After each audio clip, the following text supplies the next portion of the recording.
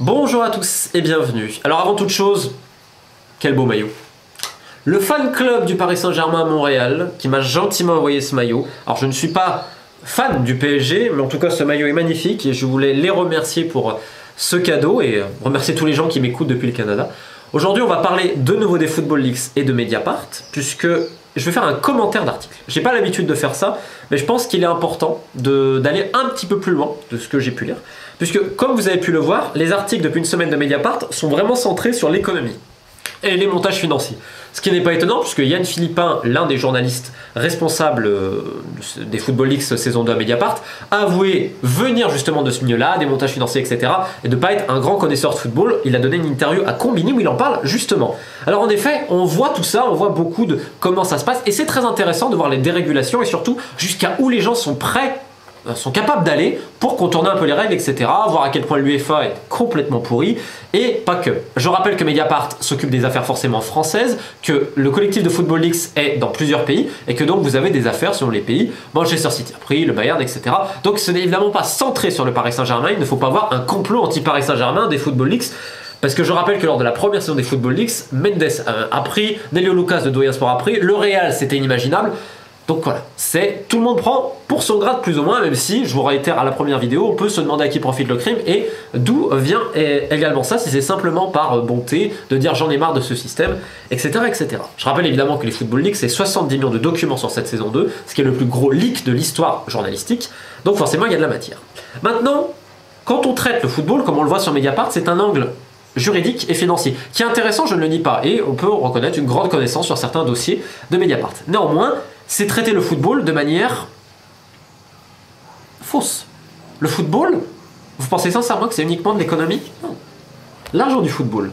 Un livre que je présenterai bientôt, écrit par Luc Arondel et Richard Duhautois. Ça nous montre très clairement que le football, aussi important soit-il économiquement, on a l'impression qu'on parle de millions, de milliards, ça reste une industrie mais très modeste en termes de revenus, c'est que dalle.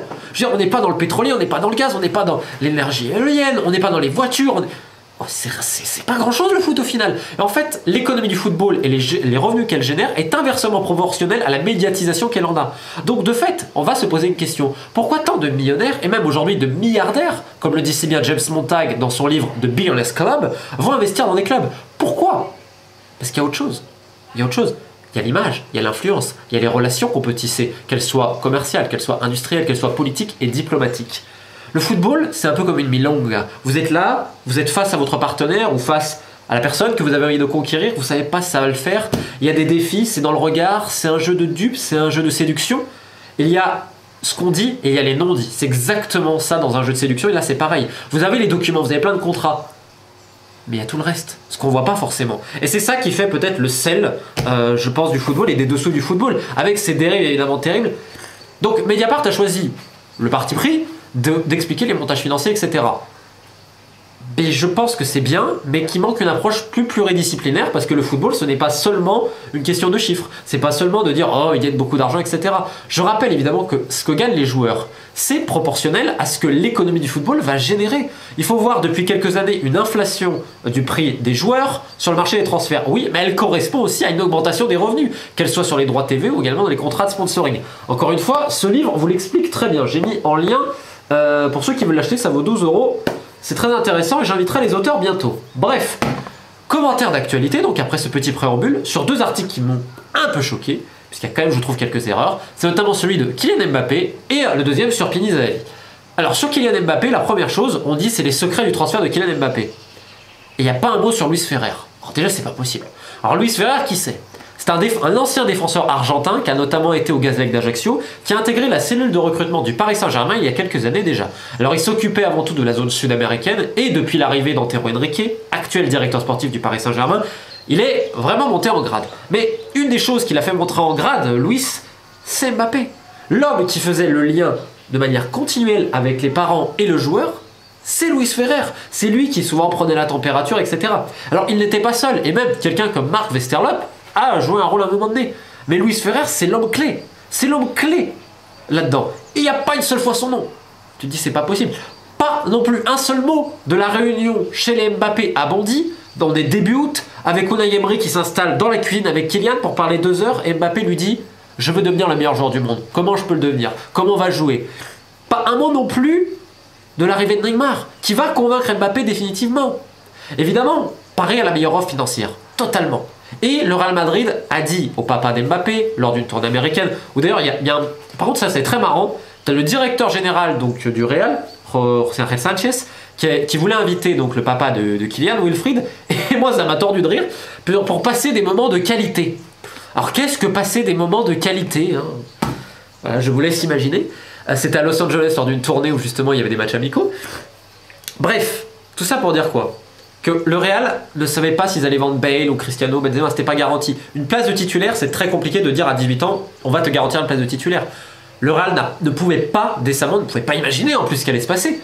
Donc, de fait, l'objectif pour les parents et le joueur, c'était titulaire indiscutable de jouer. Donc ils ont choisi Paris, qui en plus de ça a fait la meilleure offre financière, c'est sûr. On parle d'ailleurs des clauses que le joueur voulait, etc. Donc il voulait être le meilleur salaire du Paris Saint-Germain s'il était élu le Ballon d'Or. Bah, si t'es le meilleur joueur du monde, c'est un peu normal que tu as envie d'être rétribué à ta juste valeur aussi. Je veux dire, il va pas voler cet argent-là. Il va pas voler cet argent-là. Donc il faut reprendre encore une fois l'économie du football, ce que ça génère, etc. Moi ça me choque évidemment les sommes. Les sommes du football pour moi sont indécentes et obscènes, je suis totalement d'accord. On peut pas dire qu'un joueur vaut 200 millions, mais il faut le mettre en relation avec l'économie qu'elle génère. On peut dire c'est trop, je suis entièrement d'accord, parce que pour moi ça n'a plus aucun sens. Mais comment on en arrive là? C'est qu'il y a autant de droits télé, il y a autant de gens qui payent pour voir ça. Donc il faut un peu comprendre tout ça. Et bref, ensuite donc dans l'article, je vais aller directement sur un point qui est assez fascinant, puisque c'est là le vrai secret du transfert de Mbappé, il n'est pas ailleurs. Le 21 août à 21h30, Vassiliev, alors pour ceux qui ne connaissent pas, donc l'homme de confiance de Dimitri Riboloviev, propriétaire de l'AS Monaco, lance un ultimatum au directeur sportif du Paris Saint-Germain, Antero Henrique. Il apparaît désormais que la seule solution envisageable consiste à revenir à 180 millions cash. Nous vous laissons jusqu'à demain 18h pour nous formuler cette offre. Ce délai passé, nous considérerons que les négociations sont définitivement closes. Et l'article nous dit, Henrique négocie un délai et tente une nouvelle fois de refiler Lucas Moura à Monaco, etc. Le secret de cette affaire, il est là. Et là, je vais me citer. Puisque, bon, j'ai écrit ça il y a 2 mois, hein, ça sort jeudi prochain, c'est mon prochain livre, La Mano Negra. Et le vrai secret du transfert de Kylian Mbappé, il est dedans. Alors je vais m'auto-spoiler parce que je pense que il y a beaucoup de contenu, donc bon, c'est pas bien grave. Bref, l'arrivée de Mbappé au PSG est source de rumeurs extravagantes. Le joueur voulait venir, c'est certain, mais le patron de l'ASM, Dimitri Riboloviev, ne voulait plus entendre parler des Parisiens une semaine avant la fermeture du marché. En vacances à famille à Scorpios, une île grecque qu'il a achetée à l'aide d'un de ses trusts, il s'emporte contre les décideurs parisiens n'ayant pas honoré leur promesse. Cette promesse du délai, de l'ultimatum. Sauf que moi j'avais pas les documents pour savoir ça, mais comme vous voyez ça me le confirme. Bref. À Monaco, son homme de confiance, Vadim Vassiliev, est lui aussi énervé. Se sentant baladé par le PSG depuis des semaines, le duo espère convaincre Mbappé de signer une prolongation de contrat. Riboloviev souhaite même l'inviter sur son île afin d'en parler tranquillement. Alors là, il faut quand même imaginer que cette fameuse île de Scorpios, il l'a achetée à l'aide d'un de ses trusts, qui est notamment dirigé par sa fille aînée, qui pour la petite... Enfin bref, je pourrais encore en parler plus, mais bon, on va pas donner trop de détails. Mais enfin voilà, jusque là pas de soucis, donc l'île est à lui. Voilà, elle lui appartient, bref. Au même moment, le 23 août au soir, le journal Le Parisien publie un article mentionnant que, selon nos informations, et sauf retournement de dernière minute, le prodige monégasque devrait s'engager avec le club de la capitale. Un des responsables de l'ASM en rigole. Ils ont sorti ça le jour où les pourparlers entre les deux clubs se sont arrêtés. À cette date, le transfert était mort. Pour nous, Mbappé n'allait pas au Paris Saint-Germain. La volonté du joueur est pourtant claire. Et ce n'est pas l'ultime tentative du Barça, qui pose 180 millions sur la table à 48 heures de la fin du mercato, qui changera quelque chose. Sauf qu'il y a un souci. Comment convaincre Riboloviev et Vassiliev d'ouvrir de nouvelles négociations? En privé, l'état-major de l'ASM confesse que Pini Zahavi a passé quelques coups de fil. Il veut se greffer au deal, souffle-t-on. Qu'a-t-il dit, qu'a-t-il fait, c'est autre chose. Pour les proches du joueur, il n'a rien à voir avec le transfert. Mais tout Kylian Mbappé qu'il puisse être, cette affaire le dépasse. Une information confirmée par plusieurs interlocuteurs des hautes sphères du Paris Saint-Germain et à Doha. Sans Zahavi, il n'y a pas de Mbappé, car c'est grâce à lui qu'on a rouvert la discussion. Chacun avance une version, souvent surréaliste, mais le principal intéressé ne dit rien, pas plus que Riboloviev ou Vassiliev. Le secret demeure, comme toujours, et c'est bien dommage. Si les fans parisiens étaient au courant, le club pourrait déployer un de ses plus beaux tifos, ou du moins l'un des plus réalistes concernant l'histoire moderne du Paris Saint-Germain, no Pini, no parti. Bref. Finalement, Pini m'a répondu sur ça, m'a juré ses grands dieux qu'il n'avait rien à voir avec l'affaire Mbappé, Et moi, je confirme, puisque j'ai confirmation de l'état-major de Monaco, d'autres personnes autour du deal, et des personnes ayant fait le deal à Paris et au Qatar. Donc j'ai recouplé. Il est intervenu à un moment donné pour remettre les deux parties à un moment donné en négociation. Ce qui est parfois le plus dur. C'est les mecs ne se parlent plus, parce que vous imaginez quand même les égos qu'il y a en plus en ce moment. Tac, il les remet. C'est aussi le rôle d'un facilitateur. Et ça, on va peut-être pas le voir dans les mails, justement. Donc, il est là le secret. Comment il a-t-il fait? Comment a-t-il fait?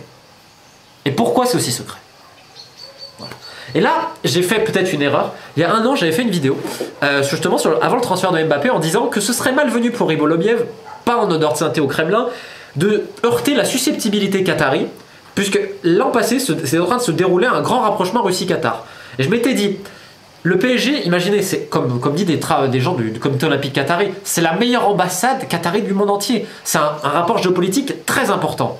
Donc, imaginez, avec la susceptibilité qu'il peut avoir de ces gens-là, quand je dis c'est les milliardaires, etc., qui, on va dire, ils n'aiment pas qu'on leur refuse quelque chose. Si le mec voulait vraiment pas négocier, imagine ce que ça aurait pu déclencher au niveau géopolitique. Imagine potentiellement, les Russes me pètent les coups. Moi j'ai dit ça aurait été mal vu en fait, surtout vu sa situation actuelle. On rappelle également les affaires juridiques de Dimitri Ribolobiev, là en plus en principauté, je vous renvoie à ma dernière vidéo. Donc moi j'avais dit ça, certains ont dit voilà Poutine est intervenu, etc. Certains ont appelé pour faire comprendre. C'est une version qu'on entend ici et là. Je ne pourrai jamais la confirmer et personne ne pourra jamais la confirmer, donc je ne dis rien de plus à ce sujet là. Maintenant, autre chose, on dit que l'agent Jorge Mendes touche 9 millions pour un travail nébuleux. Et alors là, c'est assez surréaliste, donc je vais vous citer le passage, et là je suis choqué. A-t-il vraiment travaillé? Il n'apparaît pas dans les Football Leaks. Dans les nombreux articles de presse parus sur le transfert, on ne trouve guère de traces de son intervention, mis à part une possible discussion le 23 août à Monaco. Ça fait cher la discussion, 9 millions d'euros. Alors là, a-t-il vraiment travaillé? Mais je peux renvoyer la question aux gens qui ont fait l'article. Avez-vous vraiment travaillé? Je cite, dans les nombreux articles de presse parus sur le transfert. À aucun moment je lis, dans nos nombreuses recherches ou investigations. Je lis dans les nombreux articles de presse parus sur le transfert, mais putain, mais tu fais une investigation et t'es pas fichu d'y aller? T'as 70 millions de documents, t'as tout en main, et t'es pas fichu, putain, de te mettre dans le milieu du foot, mais c'est pas possible! Mais moi, putain, mais quand je vois ça, mais je me dis, mais c'est pas possible, t'as du caviar! Et vous n'y arrivez pas dans les nombreux articles de presse parus sur le transfert? Mais renseigne-toi, mais renseignez-vous, putain. Le 29 août, 2 jours avant la fin du mercato, au SAS Café, qui est une place très forte à Monaco, dans le milieu de la nuit, etc. Tu trouves Jorge Mendes, tu trouves Pini Zahavi et Kia Joorabchian à la même table. Kia Joorabchian qui était il n'y a pas longtemps au restaurant Bagatelle avec Vadim Vassiliev et je crois Antero Henrique. Donc ce retour de ces mêmes dates-là.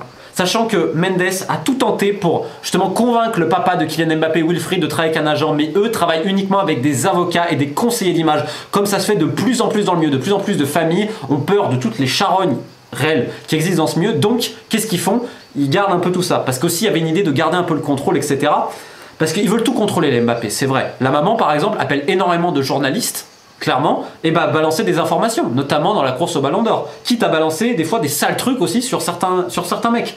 Mais c'est du lobby, comme Mendes va faire du lobby, comme plein d'autres vont faire du lobby. Et ça, qu'est-ce qui se passe? C'est que des journalistes en sont responsables. Parce qu'aujourd'hui, il y a une course chez les journalistes pour être, entre guillemets, potes avec la famille Mbappé. Donc on va faire des cadeaux à la maman, des cadeaux au papa. On va leur dire, oh, votre fils, il est magnifique, etc.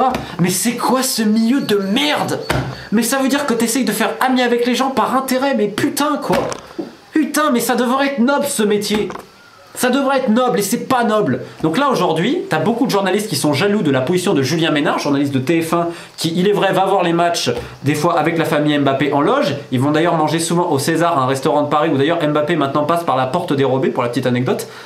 Et donc maintenant t'as des mecs de la profession qui sont super jaloux de la relation qu'il a tissée avec le club Mbappé en disant putain mais moi je le veux parce qu'entre guillemets si j'ai sa relation et sa confiance et ben entre guillemets je suis garanti pour des années et des années. C'est ça le milieu aussi dans lequel on bosse, tu vois. Donc on dit des fois le milieu du foot il est sale mais putain cet opportunisme faut pas déconner. Bref, après ce petit énervement parce que vous voyez que c'est un sujet qui me tient à cœur, continuons l'article. Parce qu'en fait, on s'aperçoit que Jorge Mendes touche une commission avec un certain Roberto Calanda. Alors là, c'est très très bien fait dans l'article. Encore une fois, il y a un super bon point. C'est qu'on s'aperçoit qu'il y a des documents antidatés. Et que derrière, il y a 9 millions d'euros. Pour des documents antidatés, ça pose vraiment question. Et donc, je cite, « Le cas de Roberto Calanda est encore plus mystérieux. Cet agent italien résident de Monaco a travaillé avec l'ASM sur quelques transferts, comme celui du Brésilien Gabriel Bocchila en 2015. On ne trouve sa trace nulle part dans le transfert de Mbappé. L'ASM lui a pourtant versé 2 millions d'euros, l'avenant lui accordant ce pactole est lui aussi antidaté. Le document est officiellement du 31 août, mais n'a été signé que le 29 septembre. » Très intéressant. Mais sauf que Roberto Calanda, vous savez pas qui c'est? Roberto Calanda, vous pouvez aller sur son site internet, et même en français son site. Il dit qu'il s'occupe de Keita Baldé, etc. Et là vous voyez Marquinhos, Carlos Tevez. Je dis attends, mais ils appartiennent à qui eux? Ils appartiennent à deux personnes, Giuliano Bertolucci et Kia Joorabchian. Ah Kia, attendez, mais Kia, ça se café le 29, Kia le rendez-vous à Bagatelle? Mais ne me dites pas que... Ah bah si. Roberto Calanda est un des hommes travaillant de temps en temps avec Kia Joorabchian, qui est aujourd'hui un des top 5 agents mondiaux, donc super agent. Le principe du super agent, je le rappelle, qui a été décrit par le sociologue italien Pippo Russo, c'est quelqu'un qui n'interfère pas sur le marché, mais qui crée le marché et qui va développer également, indépendamment de l'économie simplement footballistique, des trucs périphériques au football, au niveau politique, diplomatique, médiatique, diffusion de droits TV, etc., organisation de match. Kia Joorabchian, c'est ça, parce que Kia Joorabchian et Jorge Mendes sont les élèves de qui? Sont les élèves de Pini Zahavi. Et donc ils ont fait le même modèle. Donc vous avez en dessous de Kia Joorabchian, au sommet de la pyramide, avec son principal partenaire Nojad Bedroud, ex-recherché par Interpol à l'époque, puis finalement déclaré innocent. Bref, il y aura encore pas mal de choses à dire. Et de l'autre côté, Giuliano Bertolucci, où il contrôle la moitié de l'équipe du Brésil. Et ensuite, vous avez les mecs en dessous, comme Roberto Calanda. Donc qui dit Calanda dit Kia sur ce dossier-là. Donc ça veut dire que les trois des plus gros agents au monde, ont essayé de se greffer au deal. Et la question c'est, le vrai secret du transfert de Mbappé, c'est comment ils ont pu faire ces négociations finalement. Comment Ribolobiev a accepté de reparler au Paris Saint-Germain. Le secret il est là, il est nulle part ailleurs. Contrat de Neymar au passage pendant que j'y suis, parce qu'on entend parler. Un truc très intéressant du contrat Neymar, dont je parle dans mon prochain livre, c'est qu'en fait il a fuité. Il n'a pas fuité au niveau de la presse, il a fuité au niveau des intermédiaires. C'est-à-dire que des gens ont récupéré les 2 dernières pages. Dans les 2 dernières pages, vous avez les signatures. D'ailleurs, pour la petite anecdote, Pini Zahavi il a fait un gribouillis. Le mec, il a même pas respecté le contrat. Il a fait ça, mais même moi, je signe mieux. Pourtant, je signe, mais mal. Et tu dois noter read and approval, machin. Mais il a fait un gribouillis. Exceptionnel. Bon, bref.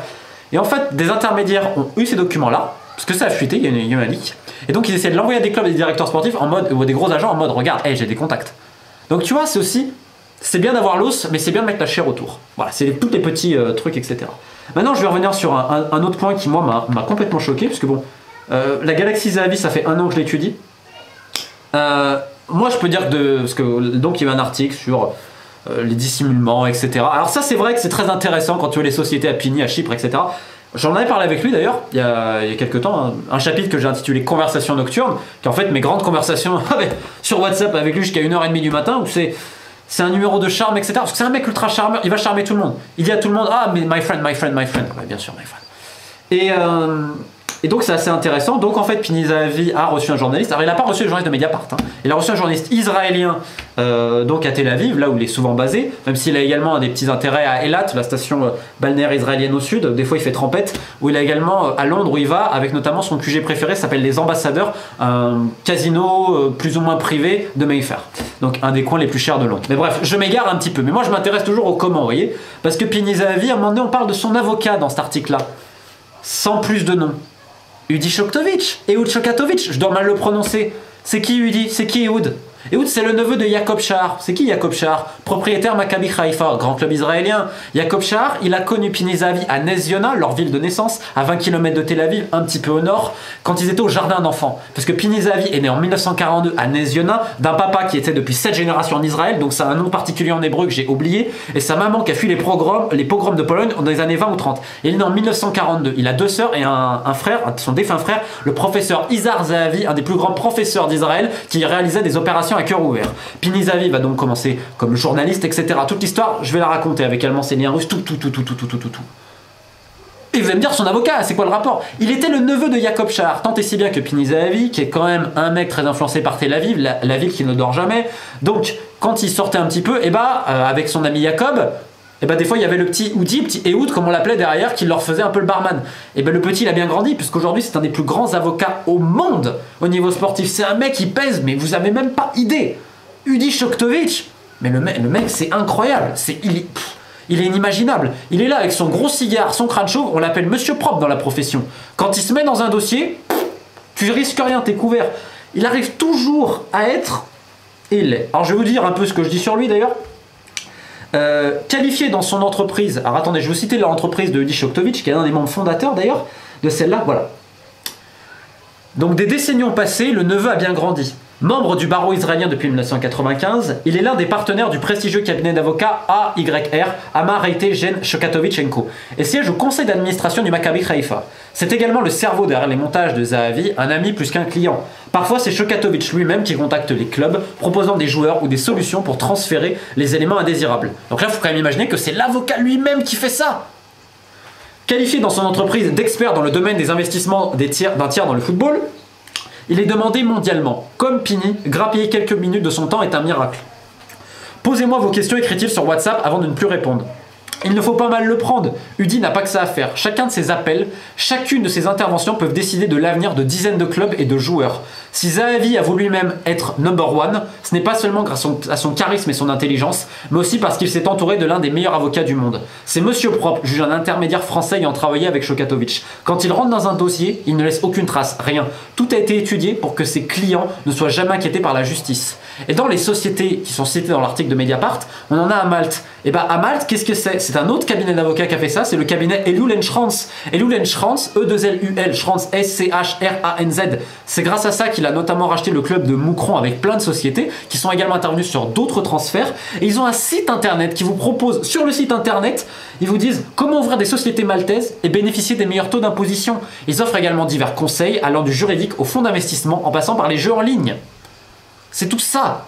Et donc, en effet, d'ailleurs ils le disent, c'est légal.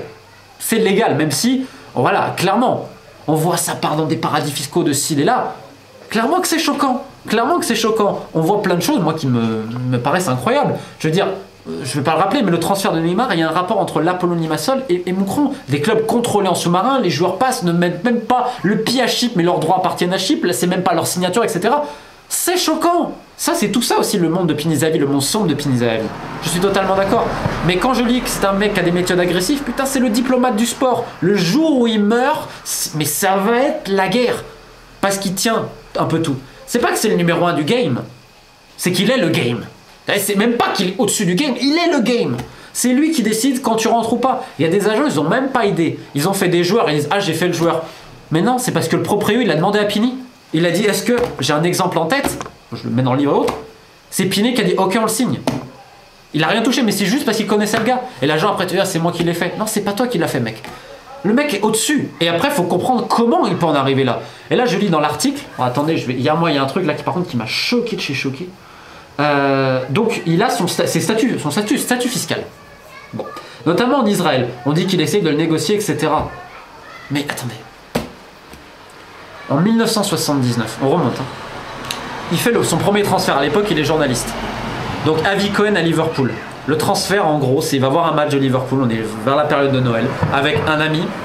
Et parce que souvent, il invitait des amis, comme à l'époque Eli Azur, devenu un des manias des médias israéliens, notamment en consonance russe. Bref, là, c'était un autre ami. Et en fait, il va à l'aéroport d'Ifro, et qu'est-ce qui se passe? Il y a un problème d'intempérie, l'avion est annulé. Donc il revient, et là il croise Peter Robinson, je crois secrétaire au président de Liverpool à l'époque. Oh, I'm Pini Zahavi, journalist from Israel, Mais Pini à l'époque, son anglais il est un peu moyen. Et donc ça parle un peu, et puis finalement il dit, ah, moi je connais un mec, pour vous, Avi Cohen, Finalement ça va se faire. Vous savez quel était le traducteur à l'époque? Reuven Rivlin. Reuven Rivlin aujourd'hui c'est le président d'Israël. Alors certes, la fonction elle est symbolique, je suis d'accord, mais c'est un de ses meilleurs amis. Cet été encore, il était avec le président de Chypre. Qu'est-ce qu'un agent de football fait avec le président de Chypre? Alors je sais qu'il voulait un peu justement la licence du super casino qui s'est construit à Limassol, etc.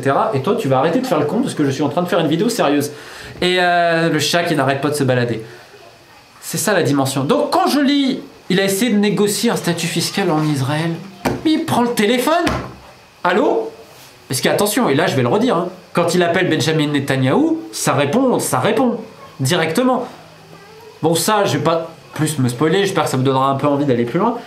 Mais en fait, c'est un super intéressant comme article, parce que tu essayes de voir, justement, et le PSG d'ailleurs, veut pas trop en mode, voilà, c'est un peu compliqué pour payer cette commission, ils veulent pas passer par ces choses très nébuleuses.